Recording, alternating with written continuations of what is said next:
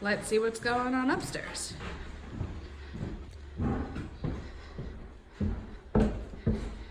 This will be our lovely new laundry closet, just waiting for the washer dryer. And here I think we have some nice newly finished floors. And here's the master bathroom. Floors are in. Some lovely workers working on a Saturday. Thank you very much.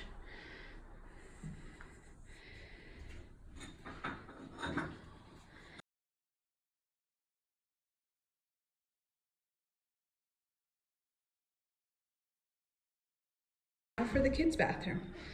All the hex tiles ready. Subway tile shower. They're going to be grouting and getting everything ready today. Move in is in T-minus 10 days.